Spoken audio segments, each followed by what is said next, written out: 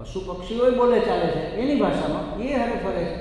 તો કે મનુષ્યને બે પગ હોય તો ઘણા એવાય પશુ છે જેને બે પગ હોય, જે ચાર પગે ચાલતા હોય બે પગે ચાલે, જેમ કે કાંગારો એ બે પગે ચાલતું હોય, આગળના બે પગ છે એનો એ ઉપયોગ કરતું જ નથી ચાલવા માટે, એને પકડવા માટે ઉપયોગ કરે છે. તો પશુ છે તો બે પગ એ પણ એનું લક્ષણ નથી. તો કે બે પગ હોય, માથું હોય, મોઢું હોય, પૂંછડું ન હોય, એવું ઘણા હોય. તો કે એનામાં વિવેક બુદ્ધિ હોય. વિવેક બુદ્ધિ બધા પશુ પક્ષીમાં હોય પણ એમાં મર્યાદિત હોય. કેટલી હોય? આહાર, નિદ્રા, ભય, મૈથુન. બસ આટલું એને ખબર પડે કે મારે શું ખાવું શું ન ખાવું. જોજો ગાય ઘાસ જ ખાય. અમુક એવી વનસ્પતિ હોય, આપણે એમ ને શું કહે પેલો ઊંટ મેલે આકડો અને બકરું મેલે કાંકરો. બકરું બધું ખાય પણ અમુક વસ્તુ બકરું નથી ખાતી, આપણને ખ્યાલ એવાનો કદાચ ખાઈ લે ને તો એ માંદી પડી જાય. એટલે ભરવાડ પણ એને ધ્યાન રાખે કે જેમ કે પેલું સીતાફળ છે, સીતાફળ કારણ કે આ મને એટલા માટે ખબર છે કે મેં આંબાનો એક બગીચો કરેલો. અને ફરતી બાજુ વાળ કરી તો બહુ મોંઘી પડી જાય. એટલે મેં ફરતી બાજુ 5-10 ફૂટે સીતાફળી વાવી દીધી. એટલે ભરવાડ બકરા ચારવા આવે ને એને જોયું સીતાફળી વાવેલી છે, એટલે એ આડો ઉભો રહ્યો કે ભૂલથી ને આ બાજુ ન આવે. જો એ ખાઈ લે ને તો બકરું માંદું પડી જાય ને મરી જાય કદાચ. સીતાફળના પાન ભૂલથી બકરું ખાઈ લે, કડવા બહુ હોય એટલે ખાઈ નહીં, 1-2 પાન ખાઈને ત્યાં એ પછી ખાવાનું બંધ કરી દે, કારણ કે એ અતિશય કડવા હોય. ઇવન ગાય કે ભેંસ કે બળદ એનું શીંગડું ક્યાંય ભટકાણું હોય એટલે અંદરથી ઇન્જરી થઈ ગઈ હોય તો એમાં સડો થઈ જાય, એટલે શીંગડું ખરી જાય અને એમાં જીવડા પડ્યા એ કોઈ હિસાબે મટે નહીં. શીંગડાનો સડો કોઈ હિસાબે મટે નહીં. સૌથી સહેલો ઉપાય પેલો સીતાફળીના પાનનો રસ કરીને એમાં નાખો તો બધા જ ઉભરાઈને જીવડા બહાર નીકળી જાય. એટલો કડવો હોય, બાકી અંદર રહી જાય એ મરી. તો અમુક લક્ષણ વિવેક બુદ્ધિ તો એનામાં છે, પશુઓમાં પણ આટલા પૂરતી છે. શું ખાવું શું ન ખાવું, નિદ્રા ક્યારે લેવી ક્યારે ન લેવી, ભય કેવી રીતે પોતાનું રક્ષણ કરવું અને વંશવૃદ્ધિ કેમ કરવી, આ 4 વસ્તુનો વિવેક બધાને છે. પણ મનુષ્યને એ ઉપરાંત પણ વિવેક છે. આ 4નો વિવેક માણસ ભૂલી ગયો એટલે ખરેખર તો એ પશુથી બદતર થઈ ગયો. એનું કારણ એ છે કે આ 4 વસ્તુનો વિવેક જ ભૂલી ગયો મૂળ. એ તો એનામાં કમસે કમ હોવો જ જોઈએ. પશુ તુલ્ય હોય ને તોય મનુષ્યમાં આટલો વિવેક હોય. માણસને નક્કી નથી શું ખાવું શું ન ખાવું, ક્યારે ખાવું, કેમ સૂવું, કેમ રહેવું, કેનાથી પીવું કેનાથી ન પીવું, શું કામે પીવું, કશો વિવેક નથી. ખરેખર તો મનુષ્ય શરીર અને મનુષ્ય દિમાગમાં વિવેક એટલા માટે આપ્યો છે કે આ નશ્વર સાધન, આ સાધન જ છે, નશ્વર છે, ક્ષણે ક્ષણે નાશ થાય છે, પણ નશ્વર સાધનનો ઉપયોગ કરીને અનશ્વરની પ્રાપ્તિ થઈ શકે છે. અનશ્વર તો પરમાત્મા છે. પરમાત્માની નહીં, પરમાત્મત્વની પ્રાપ્તિ થઈ શકે. હું અત્યારે જીવાત્મા છું, એ જીવાત્મામાંથી પરમાત્મા બનવા માટે પરમાત્માપણું તો એટલે પણ પરમાત્માપણું પ્રાપ્ત થઈ શકે. આનો ઉપયોગ કરીએ તો, આને સાચવીએ, આનો ઉપયોગ કરીએ એટલે વિવેકનો ઉપયોગ કરીએ તો એ જેનામાં સારા સારનો નિત્યાનિત્યનો વિવેક છે એ મનુષ્ય, એનું લક્ષણ થયું. બીજા બધા જે કંઈ લક્ષણો હોય ને એ બધા ઈશારો તો આ તરફ જ કરે છે. ભેદ છે, મતમાં ભેદ છે, તત્વમાં ભેદ નથી. મતભેદથી પ્રકાર ભેદાય છે, તત્વ ભેદાતું નથી. એટલે એક પછી એક જે મત પ્રમાણેની માન્યતાઓ છે કે ભક્તિમાં કે સાધનામાં કે આપણી સાધના પદ્ધતિમાં મારી નિષ્ઠા થઈ, મારી દ્રઢતા થઈ, મારી એકાગ્રતા થઈ, એ કેમ ખબર પડે? એના શું લક્ષણ? તો એક પછી એક લક્ષણો કહે છે. પહેલું કયું? પૂજાદિષુ અનુરાગ ઇતિ પારાશર્ય. પરાશરના પુત્ર પારાશર વેદવ્યાસજીએ એનું શું લક્ષણ બતાવ્યું છે? પૂજા વગેરેમાં અનુરાગ. પૂજા વગેરેની અંદર બધું એની સાધન સામગ્રી લાગુ પડતી. 16 પૂજા હોય એટલે ફૂલ જોઈને, નૈવેદ્ય જોઈને, ચંદન ઘસવું પડે, અભિષેક કરવા માટે જળ લાવવું પડે, ગંગાજળ તીર્થજળ પણ જોઈને એ જે કંઈ જોતું હોય, દીવાબત્તી અગરબત્તી જે કાંઈ ધૂપ જે કાંઈ જોતું હોય એ બધી વ્યવસ્થામાં આપણને અનુરાગ પ્રેમ હોય, અત્યંત દોડીને ઉત્સાહથી કરીએ. અરે એકબીજા પાસેથી આંચકી લઈ નહીં હો ચંદન તો હું જ ઘસીશ, આને કહેવાય અનુરાગ. એક ઉદાહરણ આપું તમને આ મારા અનુરાગનું, કે સ્વામીજીના સંપર્કમાં હું જ્યારે હોય ને એના સાનિધ્યમાં, ત્યારે સ્વામીજીની છત્રીને ચપ્પલ તો હું જ લઈ લઉં, ગમે એ હોય ને. કદાચ સામે મુખ્ય ટ્રસ્ટી તો કીધું કે આજનો દિવસ તમે નહીં, કાલથી તમારે જ સેવા કરી લઈએ, હું છત્રી નહીં આપું, ચપ્પલે નહીં આપું. એ ચપ્પલે હું જ પહેરાવીશ અને છત્રી હું જ ચાલીશ. મેં કપિલભાઈને એક વખત કહી દીધું કે કપિલભાઈ છત્રી હું, મને હા લ્યો, વાંધો નહીં. એ આવ્યા મારી પાસે છત્રી, મને કે લાવો છત્રી સ્વામી. મેં કીધું ના, એ તો હું લઈશું. હું કે વાંધો નહીં. એક ખાલી સ્વામીજીના જન્મદિવસે એક છે આપણે ત્યાં ફોરેન્સિક લેબોરેટરીના જે હેડ છે જયંતભાઈ, એમને હું એ ન આવ્યો ત્યાં સુધી તમારી પાસે જ હોય. એ જેવા આવે એટલે પછી એમને એ 2 વર્ષ એવો નહીં થયો. એની પહેલાં તો એ હું જ રાખતો, સ્ટેજ સુધી સ્વામીજી લઈ જતો, અને અહીંયા પકડીને ઊભું રહેવાનું હોય તો મારે જ ઊભું રહેવાનું. પછી ક્યારે મોકો મળે આપણને મહાત્માના આવી સેવાનું? કમસે કમ એનું કેટલું સાનિધ્ય રહે. તમે એને લઈને જતા હો રસ્તામાં, તમે એની સાથે વાતચીત કરી શકો, તમારા પ્રશ્નો રજૂ કરી શકો. સ્વામીજીના ખબર અંતર એકાંતમાં તમે બધા વચ્ચે આપણે સત્સંગ ચાલુ કે સ્વામીજી હવે તબિયત કેમ છે? સ્વામી એ સારું ન કહેવાય. અને સ્વામીજી એમ કે ના સારું છે, જોકે એ તો ઓમે એમ જ કે સારું છે, પણ ક્યારેક અંગત પડોમાં જરા કહી દે કે ના હવે થોડો જરા થાક દેખાય, એવું કે ક્યારે એ જાહેરમાં તો કે જ નહીં, કારણ કે લોકો ચિંતા કરે ને ખોટી કે સ્વામીજી તમે આ ચ્યવનપ્રાશ ખાઓ ને તમે આ ખાઓ, જાત જાતના નુસ્ખાઓ મને આવવાના. કોઈ સ્વામીજી કોઈ દિવસ કોઈને ઇનકાર ન કરે, કોઈને ના ના પાડે. હા ભલે સારું ચાલો કરશું રાખો. એ લઈ ખરા થોડુંક લે, પછી એની શું અસર થાય એને નથી વિચારવાનું. સાધક ક્યાંય બધા વૈદ્ય નથી હોતા, એ તો પોતાના ભાવના હિસાબે સાંભળેલો અજમાવેલો નુસ્ખો આપે. એટલે આને અનુરાગ કહેવાય, કહેવાનો અર્થ એ છે આને અનુરાગ કહેવાય. એનો મોકો એની તક ઝડપી લે. જો મને પૂજા વગેરેમાં વગેરેનો અર્થ અહીંયા આ બધું આવે.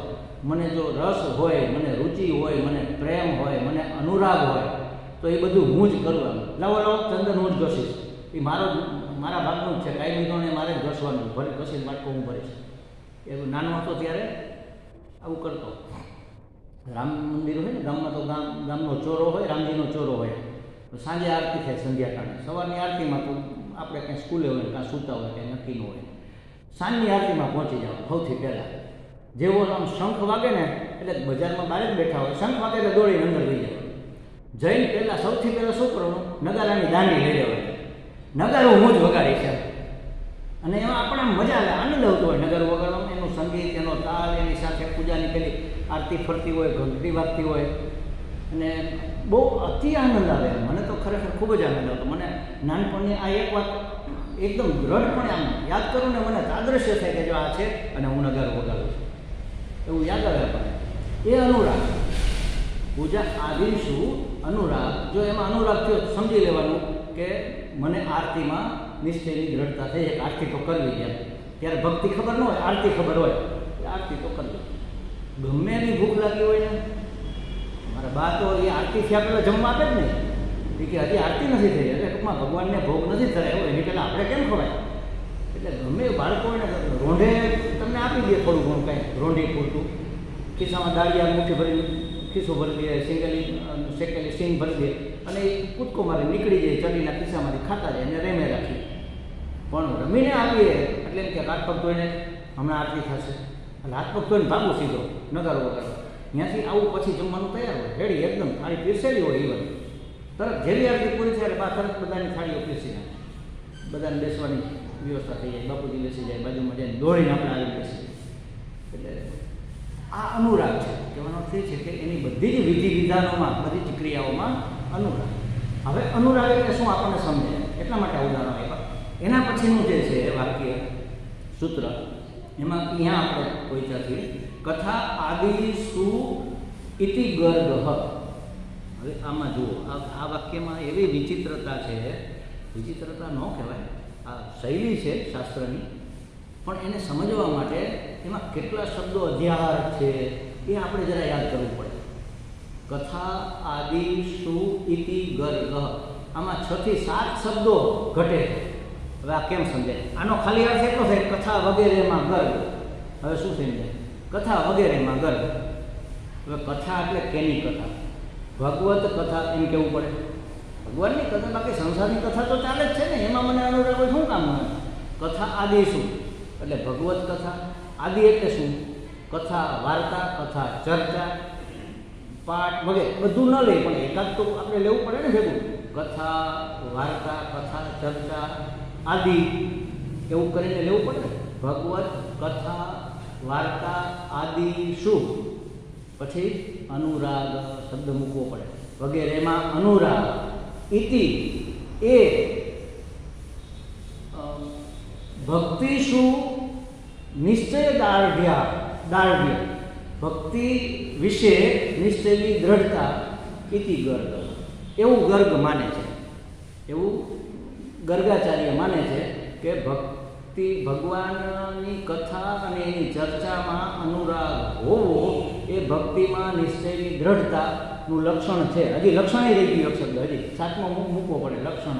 લક્ષણ ના લખીએ તો પણ ચાલે, એનો વાંધો. આટલા શબ્દો આમાં અધ્યાર હોય ત્યારે વાક્ય કેમ સમજાય?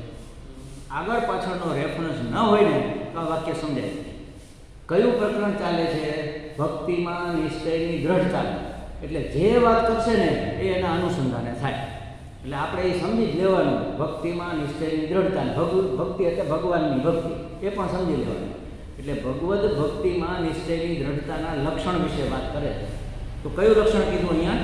કથા વગેરેમાં અનુરાગ જો થાય કે થઈ ગયો હોય તો સમજવું કે એ તમને તમારો નિશ્ચય ભક્તિમાં દ્રઢ થયેલો છે.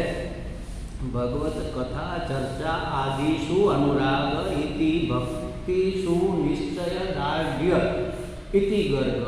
આવું આખું વાક્ય હોવું જોઈએ. એને બદલે આ શૈલી છે, બહુ સારી શૈલી છે ખરેખર. લાઘવ જેટલું લાઘવ હોય ને તમારી વાતમાં એટલું ઉત્તમ ગણાય, એટલું ઉત્તમ ગણાય. એટલે આપણા શાસ્ત્રોને સમજવામાં આપણે ઉણા શું કામે પડીએ છીએ? કારણ કે બહુ લઘુતાથી વ્યક્ત કરેલું હોય. પછી મહાત્માઓ એના ઉપર અદ્ભુત ચર્ચાઓ કરે. પેલું મુંડક ઉપનિષદ, માંડુક્ય ઉપનિષદ. માંડુક્ય ઉપનિષદના ખાલી 12 મંત્રો છે.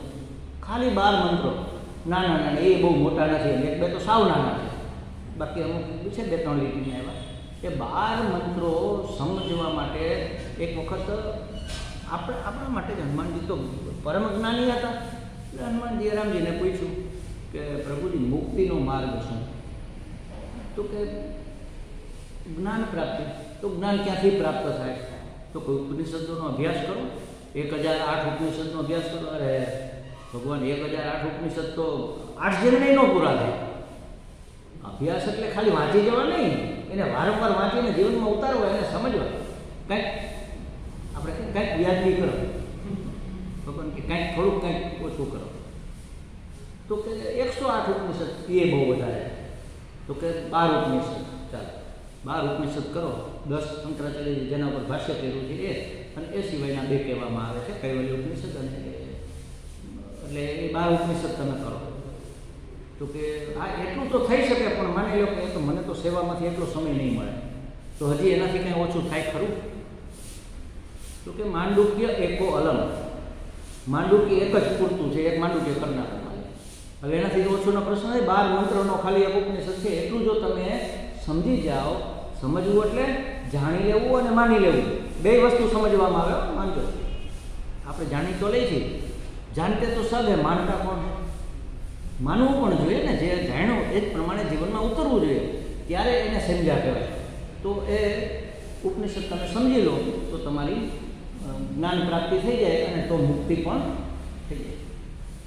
હવે એ માંડુક્ય ઉપનિષદના 12 મંત્રો, એના ઉપર ગૌડપાદાચાર્યજીએ કારિકાઓ લખી, લગભગ 300 જેટલી, અને 285 સમથિંગ ઉપર છે. 300 જેટલી કારિકા. કારિકા એટલે શ્લોક, એને સમજાવવા માટેના શ્લોક લખ્યા. આ 12 મંત્રોને સમજાવવા માટે 300 શ્લોક. હવે એ 300 શ્લોકે આપણને તો સમજવા અઘરા જ પડે.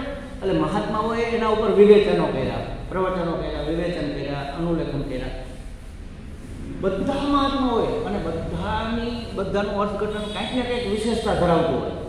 એક જ ખાલી ઉદાહરણ, અખંડાનંદજી મહારાજ, એણે આટલા જાડા 4 પુસ્તક એને સમજાવવા માટે લખ્યા. 4 પુસ્તક આટલા જાડા છે, મારી પાસે છે, અને અદ્ભુત લેખા છે, બહુ સરસ છે. આટલા જાડા, અને ફૂલ સાઇઝમાં આવડી સાઈઝ, લંબાઈ પહોળાઈ આવડી. હા, અને જાડાઈ 2.5 ઇંચની, 2 ઇંચની. 4 વિભાગ છે. અલાદ શાંતિ પ્રકરણ એવી છે. 4 પ્રકરણમાં 4 વિભાગ કર્યા. હા, વૈતથ્ય પ્રકરણ, અદ્વૈત પ્રકરણ, અલાદ શાંતિ પ્રકરણ, એવી રીતે 4 વિભાગમાં. હવે તમે વિચાર કરો. અને આપણને એ માનો કે 4 ભાગ આપણે વાંચી નાખ્યા તો આપણને સમજાઈ જાય. એ 4 ભાગ ઉપર હું અહીંયા પ્રવચન કરવા બેસું ને તો ઓછામાં ઓછા 20 વર્ષ થાય. અને દરરોજ કરીએ તો, દરરોજ સવારે સાંજે એના ઉપર પ્રવચન કરીએ તો ઓછામાં ઓછા 20 વર્ષ મને લાગે. કારણ કે મારી શૈલી એટલી બધી વિસ્તૃત છે, એક શબ્દને ખોલીને સમજવો પડે. નહીં તો હું ભોજ્યોભાઈ સમજાય, કાંઈ સમજાતું જ નથી હોતું. આપણે આની પહેલાં 1-2 શબ્દો જોયા જ ને, કે આ શબ્દોને આપણે કેમ કર્મ, યોગ ને આ બધા શબ્દો એવા અઘરા શબ્દો છે કે સમજાય નહીં આપણને. એના માટે કેટલાય ઉદાહરણો આપણે, એટલે વિસ્તાર વધતો જાય. હવે ઉત્તમ તો કયું કહેવાય? લાઘવ શૈલી. જેટલું ઓછામાં ઓછા શબ્દોમાં વ્યક્ત થઈ શકે. એટલે ઓછામાં ઓછા શબ્દોમાં તો આખા શાસ્ત્રનો સાર એક ઉપનિષદમાં આવે છે. કેમાં આવે છે? માંડુક્ય ઉપનિષદમાં. અને આખા માંડુક્યનો સાર શેમાં આવે છે? માંડુક્ય ઉપનિષદ 12 મંત્ર શેના ઉપર છે? ઓમકાર ઉપર. એટલે ઓમકારથી વિશેષ કશું જ કહેવા પણ આ જગતમાં નથી. તમે એમ પૂછો કે મારે મને ઉપદેશ આપો, હું એમ કહું ઓમ, થઈ ગયો ઉપદેશ. આથી મોટો વિશાળ અને વિસ્તૃત ઉપદેશ કોઈ હોય જ નહીં. એ ઓમ સમજાણો નહીં તો મારે તમને માંડુક્ય સમજાવવું પડે. 12 મંત્ર. 12 મંત્રો સમજાણા નહીં તો 300 કારિકાઓ સમજાવવી પડે. એ ન સમજાણી તો એના ઉપરના મહાત્માઓના પ્રવચનો સમજાવવા પડે, અને એનાય શબ્દો નથી સમજાતા તો એનો વિસ્તાર કરવો પડે. ક્યાં પહોંચે? આસમાને પહોંચે. આટલું વિશાળ સાહિત્ય. એટલે લાઘવ છે ને એ સુંદરતા રજૂ કરે પણ સમજણ રજૂ નથી કરતો. એ સુંદર છે, શૈલી બરાબર છે ને બહુ ઉત્તમ કહેવાય. એ ઉત્તમ ક્વોલિટીનું અભિવ્યક્તિ કહેવાય. સમજો જેટલી લઘુતા હોય, એક શબ્દ પણ વધારાનો ન હોવો જોઈએ. આપણા વેદોમાં નથી એક શબ્દ વધારાનો. તમે એક પણ શબ્દ એમાંથી કાઢી ન શકો. વેદમાંથી કાઢી નાખો તો ન ચાલે, અર્થનો અનર્થ થઈ જાય અથવા ન સમજાય, અધૂરું લાગે, અધૂરું રહે. એટલો વિસ્તાર છે તોય એક શબ્દ પણ વધારાનો નથી. એટલે આ છે એ લઘુતા, એ એની સુંદરતા છે. એટલે ભગવત ચરિત્ર, કથા, ચર્ચા. કથા ચર્ચા એટલે શું? ભગવાનના નામ, રૂપ, ભગવાનના ગુણ, ભગવાનની લીલાઓ, ભગવાનનું સામર્થ્ય, એની ચર્ચા. એટલે કે ભગવત ચરિત્રની ચર્ચા.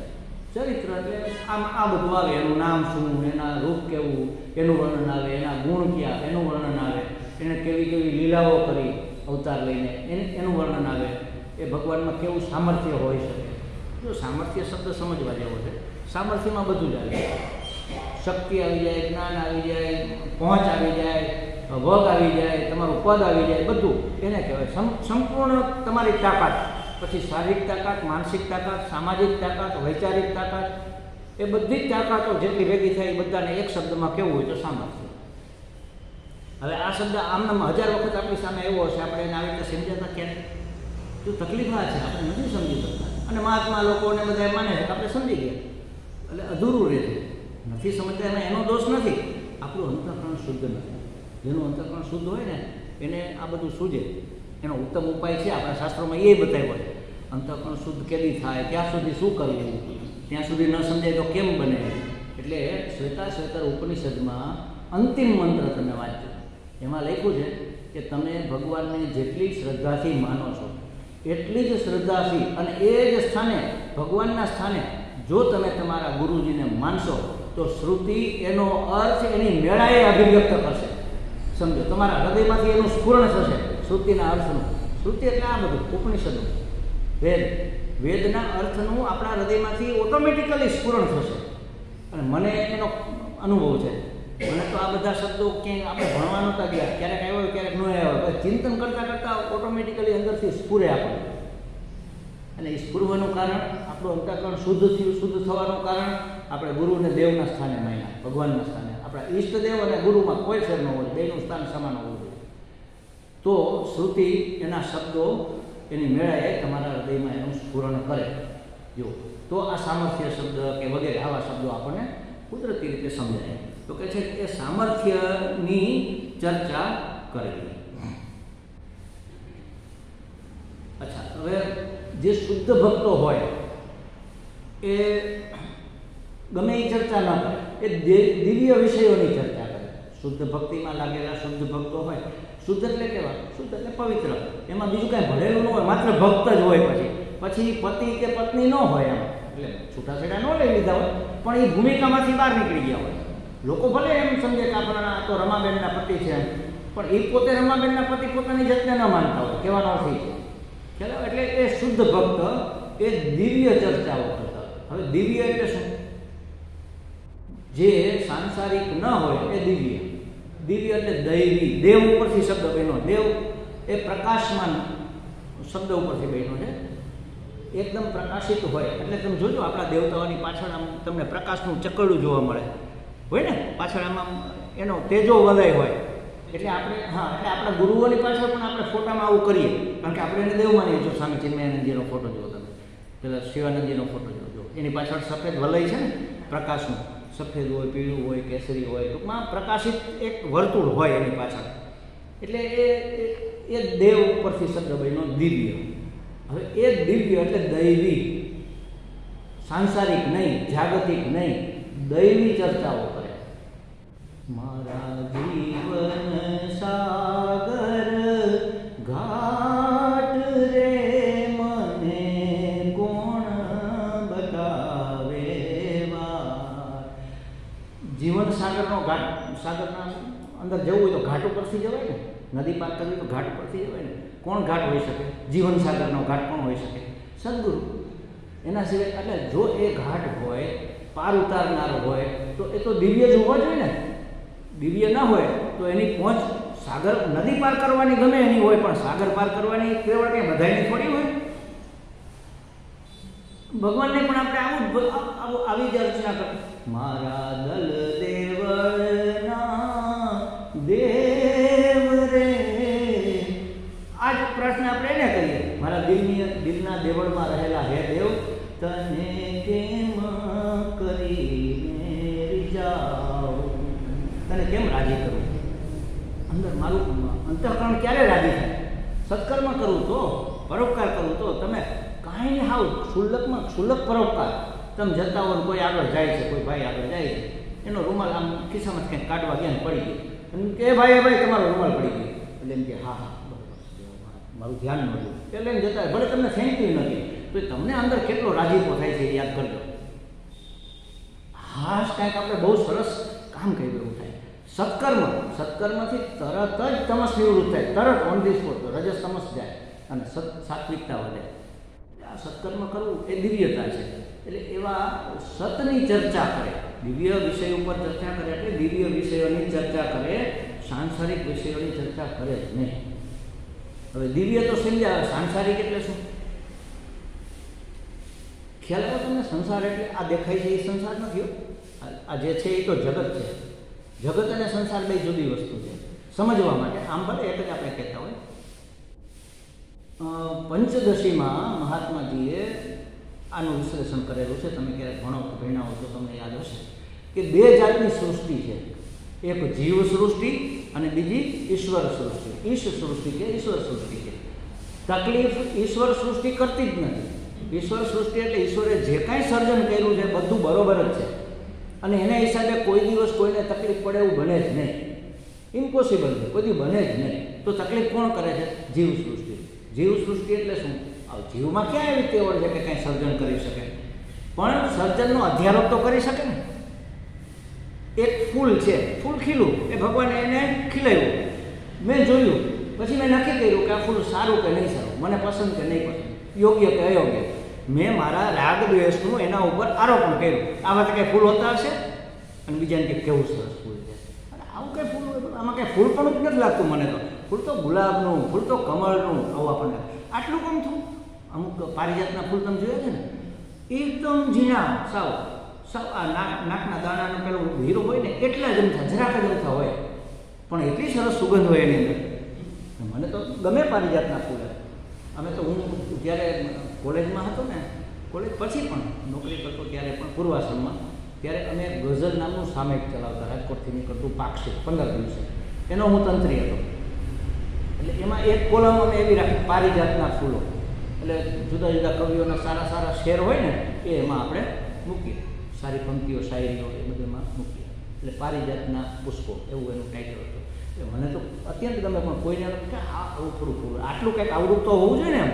આટલા ગમતા ફૂલમાં કંઈ ફૂલ થોડું કહેવાય આ. હવે જો એ કોને નક્કી કર્યું? ભગવાને નથી કર્યું, મેં નક્કી કર્યું. એ મારી સૃષ્ટિ છે. આવા તે કાંઈ રોડ રસ્તા હોતા હશે, આવી તો કાંઈ કોર્પોરેશન હોય, ભલા માણસ કાંઈ કરતા નથી. બધામાં આપણને વાંધા વચકા હોય, બોલો, બધામાં વાંધા. આવા ત્યાં કાંઈ પાડોશી હોય, પાડોશી સામે વાંધો, વડીલો સામે વાંધો. આવા ત્યાં કાંઈ માવતર હોય, આવા ત્યાં કાંઈ ભાઈ હોય, ભાઈને નહીતર કેટલી એક બીજા ભાઈની પડી હોય. આ તો કાંઈ મારી કેર જ નથી કરતો. બધામાં મને વાંધો વચકો, એ વાંધો વચકો મારા રાગ દ્વેષ નહીં થાય. એટલે મેં ભગવાને તો સરસ બનાવ્યું હતું, મેં એના ઉપર આમ હોવું જોઈએ અને આમ ન હોવું જોઈએ, મારી પસંદગી અને મારી નાપસંદગી, મારો ગમવું અને મારો અણગમવું, એટલે કે મારા રાગ અને મારા દ્વેષ મેં એના ઉપર ચોપડી દીધા. જેમ હનુમાનજી ઉપર આપણે સિંદોર ચોપડીએ ને એવી રીતે ક્યાંય આટલું અંગે બાકી ન રાખ્યું. હવે તરત ગમતું ને અણગમતું થઈ ગયું. આવા કાંઈ વાંકા ચૂકવાને આવા ઝાડ હોતા હશે, ભલે ઝાડ તો અમે એકદમ હાઈ ક્લાસ છત્રી જેવું હોવું જોઈએ, તો એ ઝાડ મને આનંદ ન આવે. આપણે અહીંથી ફરવા જઈએ ને, માનો તમે દહેરાદૂન કે ઊટી કે ક્યાંય ફરવા ગયા, હરિદ્વાર, ઋષિકેશ ગયા, માની લો દયાનંદ આશ્રમમાં આપણે ઉતરા અને બારે સરસ ગંગાનો કિનારો છે, ત્યાં આપણે ઊભા રહીએ કેટલો આનંદ આવે આપણને કે કેવા સરસ ગંગાજી જાય, આમ સરસ કેવો હિમાલય, કેવી હરિયાળી, એમાં ઝાડ દેખાતું હોય, વાંકું ચૂકવું હોય તો આપણે એમાં વાંધો નથી પાડતા. જેવું છે એવું આપણે સ્વીકારીએ છીએ. આપણે એમ કે નાના પહાડ આવો તે હોય કે એમ બરોબર પિરામિડ જેવો હોવો જોઈએ, તો એ પહાડ નહીં ગમે. આવે તો કંઈ ગંગાજી હોય આમ આપણા મોટા મોટા પથરા, ગંગાજી તો આમ એકદમ સરસ હોવી જોઈએ, પથરાઓ ન હોય તો આમ કિનારા ઉપર લાઈનસર હોય તો બરાબર કહેવાય, તો આપણને ગંગાજી આનંદ આપે. વાંધો પાડીએ, વચકો પાડીએ એટલે આપણું સર્જન એના ઉપર આપણે ઠોકી દેશે. ફરવા જઈએ ને ત્યાં આપણે કોઈ વાંધો વચકો પાડતા નથી, એટલે આપણને આનંદ આવે, ચાલો ક્યાંક ફરી આવીએ. એટલે શું કે આ વાંધા વચકા પાડવાનું બંધ કરીએ તો થોડીક વાર અંદરથી નિરાશ થાય. મારા દળ દેવળનો દેવ છે એ રીઝે, રાજી થાય. ક્યારે રાજી થાય? જ્યારે હું ઈશ્વર સૃષ્ટિ તરીકે સ્વીકારું, એના ઉપર મારી જીવ સૃષ્ટિનું આરોપણ ન કરું, એના ઉપર જીવ સૃષ્ટિના સિંદૂરને ચોપડું નહીં, તો જેવી છે એ દેખાય તો મને આનંદ આપે. તો ઋતુએ આનંદ આપે, સ્થળે આનંદ આપે, કાળે આનંદ આપે. હિમાલય બાજુ તમે જાઓ ને 4 વાગ્યામાં જોડું થઈ જાય અને સાંજે 4 વાગે મને અંધાર થાવ. આપણને તો જેમ 7-8 વાગે ક્યાંક દિયા થશે ને ત્યાં તો 4:30 તો આમ મોહું જેવું થઈ ગયું હોય. આપણે અહીંયા વાંધો નથી પડતો કે 4 વાગ્યામાં દીધું ને ભલા મને હાથમાં જતા હશે, આ કંઈ બરોબર કહેવાય એમ એવું પાડીએ છીએ આપણે. મજા આવે છે એટલે 4 વાગ્યામાં અંધારું થઈ ગયું, એમાંય આપણને આનંદ આવે. એટલે સવારે 4 વાગ્યામાં અજોડું થઈ ગયું, ઓહો આપણે અહીંયા તો 8 વાગે અજોડું થાય, 7 વાગે અજોડું, 4 વાગ્યામાં જતો દી ઉગી ગયો એવું લાગે છે. પૂર્વ દિશામાં જાવ તમે એટલે વહેલો સૂર્યોદય થાય. હિમાલય ઉપર તો ઊંચાઈ ઉપર હોય ને એટલે આપણને વહેલો સૂર્યોદય લાગે, ઉત્તર પૂર્વમાં આપણને વહેલો સૂર્યોદય લાગે. પણ જેવો છે એવો કાળ, જેવું છે એવું સ્થળ, જેવી છે એવી વસ્તુઓ, જેવી છે એવી સ્થિતિ પરિસ્થિતિ, વ્યક્તિ, પદાર્થ બધું જ આપણે સ્વીકારીએ છીએ ને, એટલે આનંદ છે. જો એમાં જો મારું આરોપણ મૂકવું તો એનું નામ સંસાર. સંસાર એટલે આ બૈરાની છોકરાઓ ને ઘર ને વ્યવહાર એ સંસાર નથી. એમાં મેં કરેલું આરોપણ છે ને એ સંસાર, એ આરોપણ નીકળી ગયું. તો જગત તો ઈશ્વર સૃષ્ટિ તો સુંદર. એટલે સાધક ભક્ત છે એ સંસારની ચર્ચા ન કરે. એટલે કેની ચર્ચા ન કરે હવે સમજાશે. જુઓ, સંસારની ચર્ચા ન કરે એટલે પોતાના અધ્યારોપો જે આરોપિત કરેલા હોય, પોતાના જે બાયસ હોય, પોતાના જે રાગદ્વેષ હોય એને અનુસરીને એને અનુસાર ચર્ચા ન કરે કે આ ફલાણા ભાઈ તો આવા છે, જોને કેવા છે, આમ કે હોતા આવી વાત જ ન આવે, કે આસક્તિની વાત ન આવે. મારા દીકરાનો દીકરો તો હું તમને કહું, આ ફલાણું ગીત આવે ને એના ઉપર એવો સરસ ડાન્સ કરે, સિનેમાના વલ્ગર ગીત ઉપર ડાન્સ કરે અને દાદા દાદી મા બાપને બધા ઉછળીને રાજી થતા હોય. અને જ્યારે એ જ વ્યક્તિ બારે ક્યાંય સ્ટેજ કાર્યક્રમ જોવા જાય અને કોઈ આવી રીતના કપડાં પહેરીને ડાન્સ કરતું હોય તો મોઢું ચડાવે કે આવા કે કેવા વલ્ગર આ સિનેમાની અંદર કેવા વલ્ગર આ સીન આવે છે, જાણે કે પોતે બહુ સર્જન છે. તો પછી તારા છોકરાને શું કામ રાજી કરે છે? જોજો દીકરી છે ને એ ડાન્સ કરતા શીખે ને એટલે માવતર બહુ રાજી. પણ આ નૃત્યાંગનાનું કામ છે એનું થોડુંક ભલે તમે શીખો બરોબર છે, ભંગ શીખો, આપણા નવરસ છે એ અભિવ્યક્તિ થાય એ વસ્તુ આખી જુદી છે. પણ એવું નથી. આપણે તો જ્યાં આસક્તિ છે ને એ આપણને ગમશે અને જ્યાં દ્વેષ છે એ એના માટે આપણને અણગમો ઉત્પન્ન થશે. એનું નામ સંસાર, એને છોડવા દે. એટલે આપણે છે ને ખરેખર પદાર્થ શોધન, કાળ શબ્દ આવ્યો હતો ને પદાર્થ શોધન, તત્વમ અસી એ 3 પદ છે, એના અર્થનું શોધન કરવું. પદાર્થ એટલે શું? પદાર્થ એટલે જે દેખાય છે એ બધું પદાર્થ. કેને પદાર્થ કહેવાય? લોઢું, લાકડું એ બધું પદાર્થ, બધું જ પદાર્થ. પદ એટલે શબ્દ, પદ એટલે શબ્દ, શબ્દ એટલે નામ. કોઈ પણ શબ્દ તમે બોલો એ પદ છે. હું એમ કહી દઉં કે વ્યક્તિ, વસ્તુ એ બધાનો સમય, સ્થળ બધાનો આમ થવું જોઈએ. હવે એટલા બધા શબ્દ ન બોલું, ખાલી એમ કહું દરેક પદાર્થમાંથી મારી આસક્તિ દૂર કરવી જોઈએ. તો એમાં બધું આવી ગયું, ભાઈ આવી ગયા, બહેન આવી ગયા, બધું આવી ગયું. પદ બધાનું નામ તો છે જ ને, કાંઈક તો પદ આવવાનું જ છે. એના માટે એનું નામ પદાર્થ કહેવાય. જો પદાર્થ શબ્દ બધું સમાવી લે છે, જેમ સામર્થ્ય સમાવે છે ને એમ પદાર્થ બધું સમાવી લે છે. પદનો અર્થ, પદાર્થ એટલે પદનો અર્થ એટલે કોઈ પણ નામરૂપ. અત્યારે મારી દ્રષ્ટિ ક્યાં સુધી જાય? નામરૂપ સુધી. હું કોઈ પણ વસ્તુને જોઉં એટલે એનું નામ અને રૂપ એ મને આકર્ષે અથવા મને અપાકર્ષે. કાં એના તરફ મને આકર્ષણ થાય, રાગ થાય, કાં મને એના તરફ દ્વેષ થાય. ગમવાનું કંઈક તો થવાનું છે. સીધું સિક્કો મારે મને બરોબર છે, બરોબર નથી, જોઈએ છે, જોતું નથી, चाहिए चाहिए चाहिए, નહીં चाहिए નહીં चाहिए. આ મનને ટેવ છે ટપાલીની જેમ ફટફટ ફટફટ સિક્કા મારવાની. એ સિક્કા મારે મારી સામે ગમે એ આવે ને નામરૂપ એટલે પદ. જે રૂપ હોય એનું એક નામ હોય જ, એની એક ઓળખાણ હોય જ. ભલે આપણે ન જાણતા હોય તો બીજા જાણતા હોય. માની લો હિમાલયમાં જાય ને આપણે કાંઈક ઝાડ કે છોડ જોઈએ તો આપણને એના નામની ખબર ન હોય કે આ શેનો છોડ છે, પણ આ છોડ છે એ તો ખબર હોય ને. પશુ આવે તો પશુની ખબર ન હોય, પણ ક્યાંક આ પશુ છે, આ પંખી નથી એટલી તો ખબર પડે ને કે ભાઈ આ પશુ છે, અને પાંખ નથી, પંખી નથી, આ મનુષ્ય પણ નથી. તો એનું નામ તો થયું. નામ અનેક પ્રકારના હોય. વ્યક્તિવાચક નામ, જાતિવાચક નામ, સમૂહવાચક નામ, ભાવવાચક નામ. 6 પ્રકારના નામ છે. નામ એટલે સંજ્ઞા. એ આપણે ભણ્યા ત્યારે આ બધું ભણ્યા છે, પણ આપણે આને કોને યાદ હોય? વ્યક્તિ એટલે મારું એકનું સ્વામી નિત્યાનિષ્ઠાન, એ વ્યક્તિવાચક નામ છે. પછી સંન્યાસી તો એ સમૂહવાચક. અથવા આપણે માની લો કે સત્સંગીઓ, સભા, તો સભા એક માણસની તો ન હોય ને, ઘણા બધા માણસો હોય ને, તો એ સમૂહવાચક નામ થયું. ધણ આપણે કે ગાયોનું ધણ, ગાય એક જ છે, પણ ધણ એટલે ઘણી બધી ગાયોના ધણ કહેવાય ને. એકલી ગાય જાતી કે ધણ આવેલું જાય છે. બકરું એકલું જાતું હોય કે વાઘ જાય છે. ઘણા બધા બકરાઓ ઘેટાઓ હોય તો એને વાઘ કહેવાય. એક ફૂલને ફૂલ કહેવાય, અને ઘણા બધા ફૂલ ભેગા થાય તો એને ગજરો કહેવાય, વેણી કહેવાય, હાર કહેવાય. કયા ઓલા સિક્વન્સમાં ગોઠવાયેલા છે એ પ્રમાણેનું નામ. તો વ્યક્તિગત નામ હોય, સામૂહિક નામ હોય, પદાર્થવાચક નામ હોય.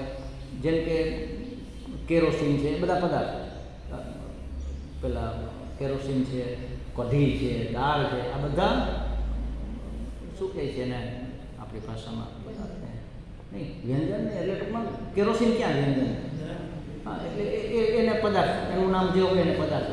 પછી અમુક એવા નામ હોય કે જે દેખાય નહીં, અનુભવાય. જેમ કે મને તમારા માટે બહુ પ્રેમ છે. હવે પ્રેમ બતાવો. બહુ એટલે કેટલો છે? 100 ગ્રામ, 200 ગ્રામ, 500 ગ્રામ? અરે અદ્ભુત પ્રેમ છે. અદ્ભુત એટલે કેવો છે? લાલ છે, લીલો છે, પીળો છે. નથી એનો રંગ, નથી એનું રૂપ, નથી એનો આકાર, નથી એનો વજન, પણ અનુભવાય છે. અરે આજે તો બહુ ઠંડી છે. બહુ એટલે કેટલી છે? મણ, 2 મણ, 5 મણ કેટલી છે? જો તમે એનું માપ નહીં કરી શકો. બહુ એટલે કેવા પ્રકારની તમે બહુ કહો છો? પ્રમાણમાં બહુ કહો છો કે ગુણવત્તામાં બહુ કહો છો? એ નક્કી નથી, પણ અનુભવી શકાય. એને કહેવાય ભાવ. દરેક ભાવનું પણ એક નામ છે. મારા હૃદયમાં જે ભાવ જાગે ને એનું એક નામ છે, એ ભાવવાચક નામ. એટલે એકે એક શબ્દને જો આપણે સમજીએ ને તો શાસ્ત્ર સમજાય. એટલે અહીંયા કહે છે કે આ દિવ્ય વિષયોની જ ચર્ચા કરે, સાંસારિક વિષયોની ચર્ચા કરે નહીં. હવે દિવ્ય વિષય એટલે સમજાઈ ગયો આપણને, સાંસારિક વિષય એટલે પણ સમજાઈ ગયું. સાંસારિક એટલે મારા રાગ, દ્વેષ, ગમા અણગમા, જીવ સૃષ્ટિ બાબતની ચર્ચા ન કરે. ભલે દિવ્ય અથવા દેવની બનાવેલી સૃષ્ટિની ચર્ચા કરે એનો વાંધો નથી, પણ જીવ સૃષ્ટિની ચર્ચા એના મોઢે આવે નહીં. બીજું કહે છે કે પ્રિય પાત્રના ચરિત્ર કથન શ્રવણમાં કોને થાક લાગે, કોને રસ ન હોય? તમે વિચાર કરો. મને કોઈ વ્યક્તિ પ્રિય હોય, એની કોઈ વાત કાઢે તો હું તો ઉછળીને વાત કરું કે અરે હા, મારે એની શું વાત થાય? અરે ભાઈ, એ તો બહુ સારા મહાત્મા છે, મારા મિત્ર છે. કોઈ કંઈ બરાબર છે, મારા મિત્ર છે. ખાલી પ્રિય હોય તો, પ્રિયતર હોય તો એના કરતાં ઉપરના સ્ટેજમાં તો વધારે રસ પડે. અને પ્રિયતમ હોય તો સૌથી વધુમાં વધુ પ્રિય છેલ્લા એ એક જ હોય. પ્રિયતમ એક જ હોય. પ્રિયતર 2, 3, 4 હોઈ શકે. અને પ્રિય તો ઘણા બધા હોઈ શકે. દીકરો વાલો હોય, દીકરી વાલી હોય, મા બાપ વાલા હોય, પાડોશી વાલા હોય, મિત્ર વાલા, બધા વાલા તો હોય. વાલા એટલે પ્રિય. પણ પ્રિયતર અમુક સિલેક્ટેડ વ્યક્તિ, અને પ્રિયતમ એક જ હોય. પ્રિયતમ એટલે જો પત્ની પોતાના પતિને સંબોધન પ્રિયતમ તરીકે કરે. એને આ જગતમાં પોતાના પતિથી કોઈ વધારે વાલું હોઈ શકે નહીં. કદાચ એવા સંજોગો ન આવે, પણ આવે ને તો એવું શાસ્ત્રમાં કીધું છે કે પુત્ર અને પતિની પસંદગી કરવાની થાય ને ત્યારે આપણી માતાઓએ પતિની પસંદગી કરી છે કે પુત્રનો ભલે બલિદાન આપી દેવું પડે, પતિનું બલિદાન ન આપે. કારણ એના અનેક છે. કારણ કે એની સલામતી છે, એનું સંરક્ષણ છે. અને પતિ હશે તો પુત્ર આવશે, પુત્ર હશે તો થોડો પતિ આવવાનો છે. ખ્યાલ? એ પણ એક કારણ, વ્યવહારિક કારણ બની જાય. તો કહેવાનો અર્થ એ છે કે પ્રિયતમના ચરિત્રની એનું કથન કહેવામાં કે એનું કથન સાંભળવામાં કોને રસ હોય અને કોને થાક લાગે? એ તો કોઈને કોને લાગે કે જે આત્મહત્યા કરવા માટે તૈયાર થયો હોય ને એ આત્મહત્યારો જ કહેવાય, કે જેને પ્રિયતમ પરમાત્માની ચર્ચામાં રસ ન પડે. સમજી લેવાનું કે આત્મઘાતી છે પોતે. એ હાથે કરીને મનુષ્ય જન્મ મળ્યો છે, પણ એ પોતાના જીવનનો આપઘાત કરે છે. એને કઠોપનિષદમાં અને બીજા ઘણા ઉપનિષદમાં લોભિયાનો શું છે બીજો શબ્દ કેવો સારી ભાષામાં લોભિયાનો શું કહે? હા, કંજૂસ. અને હજી ત્રીજો હા કેવો? નહીં, લોભિયો માણસ હોય એને શું કહે પેલા? હા, કૃપણ. હા, ભગવાને એને કૃપણ કીધો છે કે તને આ સંપત્તિ આપી છે ને વિવેક, એનો તે ઉપયોગ જ ન કર્યો, એમનો મરી ગયો. લોભિયો માણસ ચમડી તૂટે પણ દમડી ન છૂટે, સમજો. ખૂબ પૈસો ભેગો કરે, પોતાના માટે વાપરે નહીં, ફાટેલા કપડાં પહેરીને ફરતો હોય, સાયકલ લઈને બધે જાય, 10 ગાડી રાખી શકે એવી તેવડ હોય તો એને કહેવાય લોભિયો. એ વ્યવહારિક સત્તામાં એને લોભિયો કહેવાય, પણ પારમાર્થિક સત્તામાં જે લોભ કરે એને કૃપણ કહેવાય. કૃપણ એટલે લોભી. પણ શેનો લોભી? જે એને દૈવી સંપત્તિ પ્રાપ્ત થઈ ગઈ એનો એને સદુપયોગ ન કર્યો. ભગવાને મનુષ્ય શરીર આપ્યું હતું, આ ભલે નશ્વર શરીર છે પણ એનાથી અનશ્વરની પ્રાપ્તિ થાય એમ હતી ભલામણ. આ તો ખજાનાની ચાવી હતી, એ ચાવી તે એમના ખાલી જન્મના છેડે બાંધી રાખી, કોઈ દી તાળું ખોલ્યું જ નહીં. એને કૃપણ કહેવામાં આવે આપણા શાસ્ત્રમાં. જો હવે આ કૃપણ શબ્દ આ રીતે ન સમજાય ને તો આપણે સમજાય. એટલે કહે છે કે પ્રિયતમ જે પાત્ર હોય એની કથા વાર્તામાં કોને રસ ન હોય? જે કૃપણ હોય ને એ આત્મઘાતી હોય, એને રસ ન હોય. બાકી તો એ સાંભળવામાં તો કેટલો આનંદ આવે. તો કહે છે કે અને આવો જે ભક્ત હોય એના ઉપર સતત પરમાત્માની કૃપા વરસતી રહે. સતત આપણા ઉપર નથી વરસતી, વરસે જ છે પણ આપણને અનુભવ નથી થતો, કારણ કે આપણે એના તરફ અભિમુખ નથી, પીઠ ફેરવીને બેઠા છીએ. આપણે આ પાછળ આખું ગંગાજી જાતા હોય અને એકદમ અદ્ભુત સુંદર દ્રશ્યો હોય, આ બાજુ મકાન હોય, આમ આપણું ઘર કે આશ્રમ કે જે હોય. હવે આપણે આમ પીઠ ફેરવીને બેઠા હોય તે સુંદર દ્રશ્ય દેખાય જ નહીં ને. પણ તમે કેવા સરસ સુંદર દ્રશ્યની સામે બેઠા છો પણ મને તો દેખાતું નથી. પણ અભિમુખ થાવ જરા, આમ પીઠ ફેરવીને જો તમે એને આના તરફ પીઠ કરીને બેઠા છો, પીઠ કરીને એટલે વિમુખ બેઠા છો. અભિમુખ એટલે સન્મુખ અને વિમુખ એટલે ઊંધી દિશામાં વિરુદ્ધ મુખ કરીને. તો જે પરમાત્માની કૃપા છે એ તો સતત વર્ષે છે, અનરાધાર વર્ષે, પણ આપણે એના તરફ અભિમુખ નથી. જે અભિમુખ હોય એને એના અનુગ્રહની પ્રાપ્તિની અનુભૂતિ થાય. એના ઉપર પરમાત્મા કહે છે કે હું ખૂબ કૃપા કરું. તો ગીતાજીમાં કીધું છે ભગવાન કૃપા કરે એટલે શું કરે. મારી પસંદગીના અમુક શ્લોક મને બહુ પસંદ છે ગીતાજીમાં. આની પહેલાં જે મેં કીધા હતા 3 એ પણ પસંદ છે. 17મા અધ્યાયના જે 3 જાતના તપ છે, વાણીનું તપ, મનનું તપ છે, અને આ પણ મને અત્યંત પ્રિય છે. તમે જુઓ કેવું સરસ છે. મજ્જિત મદ્ગત પ્રાણાઃ બોધયંત પરસ્પરમ કથયંતશ્ચ મામ નિત્યમ તુષ્યંતિ ચ રમન્તિ ચ તેષાં સતતયુક્તાનાં ભજતાં પ્રીતિપૂર્વકં દદામિ બુદ્ધિયોગં તં યેન મામુપયાન્તિ તેષામેવાનુકંપાર્થં અહં જ્ઞાનજં તમઃ ન નાશયામ્યાત્મભાવસ્તઃ જ્ઞાનદીપેન ભાસ્વતા. શું કહે છે ભગવાન? હું એના ઉપર કૃપા કરું છું ને એટલે એને અક્કલ દઉં છું. બુદ્ધિ જુદી વસ્તુ, અક્કલ જુદી. અક્કલ એટલે સમજણ, કે બુદ્ધિ તો હોય પણ શું કરવું એ શું ન કરવું એ સમજાતું જ ન હોય. ભગવાન કહે છે હું એને બુદ્ધિ યોગ આપું છું. બુદ્ધિ યોગ એટલે બુદ્ધિ પરમાત્મામાં જોડાય, એને યોગ કહેવાય. એવો યોગ હું એને આપું છું. એના હૃદયમાં જ્ઞાન દીપક પ્રજ્વલિત કરી અને અજ્ઞાન અંધકારને એનો નાશ કરું છું. જ્યારે હું આના ઉપર કના ઉપર કૃપા કરે, મજ્જિત મદ્ગત પ્રાણા, મારામાં જેનું ચિત્ત પરવાયેલું છે, મારા માટે પ્રાણ ન્યોછાવર જેણે કરેલા છે એવા મારા ભક્તના. જો સૌથી વધારે પ્રિય આપણને પ્રાણના 2 અર્થ થાય. પ્રાણ એટલે એક તો શ્વાસોશ્વાસ અને બીજો પ્રાણ એટલે જીવ. આપણે કહીએ ને તેના પ્રાણ નીકળી ગયા એટલે હવે શ્વાસોશ્વાસે ન ચાલતા, એમાં જીવ પણ ન હોય. તો એક શ્વાસે જેને એનું રટણ થતું હોય પરમાત્માનું, એને કહેવાય પ્રાણ ન્યોછાવર કહેવાય. પ્રાણ ન્યોછાવર એટલે જીવ આપી દેવો, આપઘાત કરી નાખવો, એને પ્રાણ ન્યોછાવર એવું નથી કીધું અહીંયા. અહીંયા પ્રાણ ન્યોછાવર કરે છે મારા માટે એટલે શ્વાસે શ્વાસે શ્વાસે રટું તારું નામ પ્રભુજી એવું મારું છું, મારી પૂરણ કરજે આશ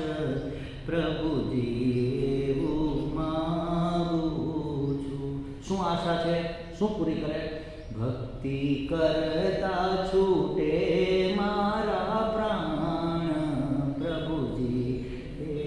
બે પ્રાણ આવી ગયા. તો શ્વાસે શ્વાસે રટ ઉતારું નામ એટલે પ્રાણ, અને ભક્તિ કરતા છૂટે મારા પ્રાણ એટલે જીવ. જીવ જાય ત્યારે પણ ભક્તિ કરતા કરતા જાવ, તારું સ્મરણ ચાલતું હોય.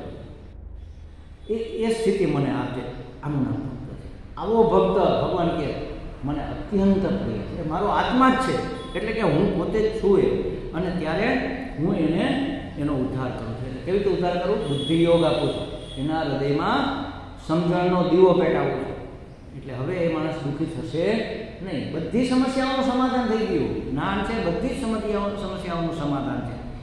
એટલે એ છે કે મારા ધ્યાન આદિમાં મગ્ન અને પ્રેમપૂર્વક મને ભજનાર એ મને જ પામે છે. આ શબ્દ સમજવા જેવો છે. ઘણી વખત આપણે નથી સમજતા, આને ખાસ સમજવો જોઈએ. હવે તમે જ્યાં ક્યાંય વાંચો ને ગીતાજી કે કાંઈ પણ, ત્યારે આ શબ્દનો આ જ અર્થ કરજો, તો તમને સ્પષ્ટ સમજાશે. જો મને જ પામે છે, મને એટલે ભગવાનને ને. હવે અહીંયા મને, તને અને તેને ત્રણ શબ્દ લ્યો. તે એને આપણે પ્રત્યય લગાડવો છે તો તેને કહેવાય, પણ તુંને પ્રત્યય લગાડવો છે તો તુંને કહેવાય કે તને કહેવાય? તને કહેવાય ને. હુંને મારે પ્રત્યય લગાડવો હોય તો હુંને કહેવાય કે મને કહેવાય? મને જ પામે છે, એટલે કે હુંને પામે છે. હું એટલે સત્ય હું, જે આત્મા છે એને પામે છે. 4 હાથવાળો ભગવાન અથવા કૃષ્ણ ભગવાન જે અર્જુનને ઉપદેશ આપતા એ તો ચડવાયા ગયા. હવે પાછા થોડા આવવાના છે. એ તો સ્થૂળ શરીર રૂપે દેખાતા હતા.